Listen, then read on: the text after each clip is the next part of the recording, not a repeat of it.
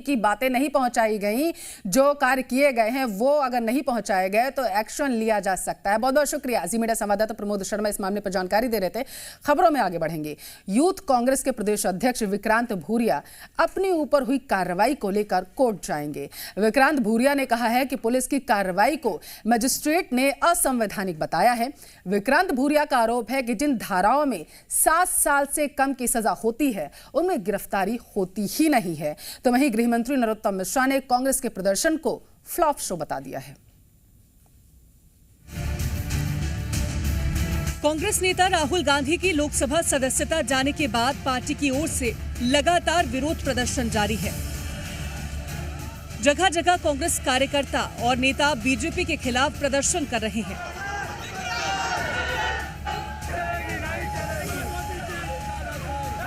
इसी बीच कल झाबुआ से गिरफ्तार किए गए विक्रांत भूरिया ने प्रेस कॉन्फ्रेंस कर पुलिस की कार्यशैली पर जहां सवाल उठाए तो वहीं बीजेपी पर भी हमला बोला।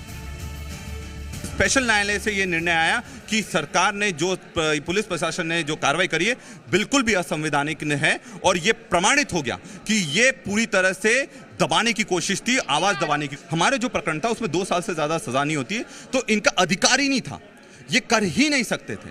वो अधिकारी खुद बोल रहा है कि न्यायालय के आदेश है, तो ये न्यायालय कैसा आदेश वो लेकर आए थे? ये झूठ बोल रहे थे, दबाव में थे और सरकार को पूरी तरह से कठपुतली के रूप में काम कर रहे थे। अपने आप में सोचने वाली बात है कि मुझे गिरफ्तार करने के लिए इतनी पुलिस भेजी गई जैसे कोई आतंकवादी हूं या फिर कोई 14,000 करोड़ देश का लेकर भाग गया हो। वहां पुलिस आती है, माहौल बनाती है, ये एक तरह का डराने की कोशिश थी सरकार की और सरकार के तंत्र की। पुलिस प्रशासन तो इसमें एक बस कठपुतली मात्र था, क्योंकि आज के समय में जिस तरह से भाजपा काम कर रही है कि ना नियम ना कायदा, जो भाजपा को पसंद हो वो पुलिस का कायदा। मध्य प्रदेश युवा कांग्रेस के अध्यक्ष एक तरफ सच की आवाज को दबाने की बात कर रहे हैं तो दूसरी ओर न्याय के प्रति अपनी आस्था भी व्यक्त कर रहे हैं। तो वहीं प्रदेश के गृह मंत्री नरोत्तम मिश्रा ने कांग्रेस के सत्याग्रह को पूरी तरह फ्लॉप शो बता दिया। साथ ही कमलनाथ को भी आड़े हाथों लिया। देश से लेके प्रदेश तक कहीं नहीं दिख रहे वो। कल के धरने में न दिल्ली में थे न भोपाल में थे। एक फ्लॉप शो जो आपने कल देखा होगा ना, कि प्रभारी जी को ही कहना पड़ा कि वो होते तो ये आते। आइटम बोलने पर राहुल जी ने जब कहा था तब भी उन्होंने खेद नहीं जताया था, अपना वचन निभाया। और जैसे पार्टी ने दिल्ली में बैठक बुलाई तो चले तो गए बैठक के नाम पर, कहीं बैठक में नजर नहीं आए।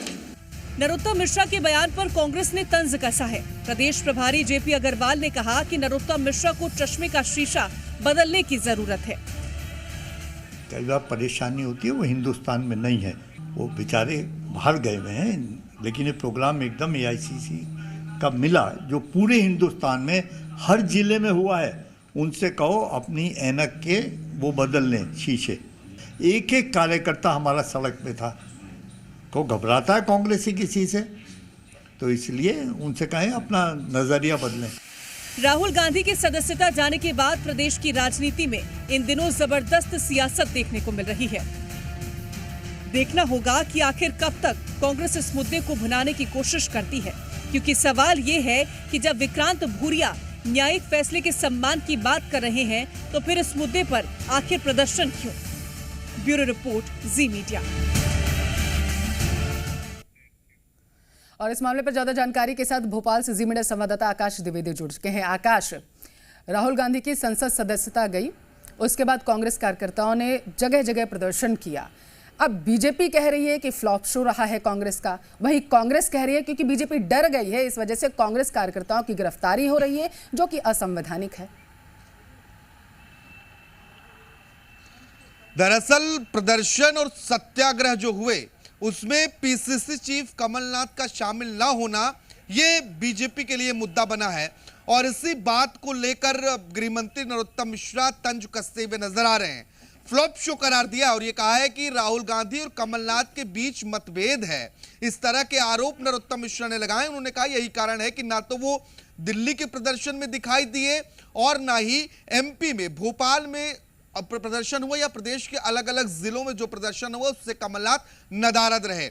और कमलनाथ के ऊपर आरोप ये लगा रही है बीजेपी की कमलनाथ और राहुल गांधी के संबंध अच्छे नहीं है, आपस में मतभेद है।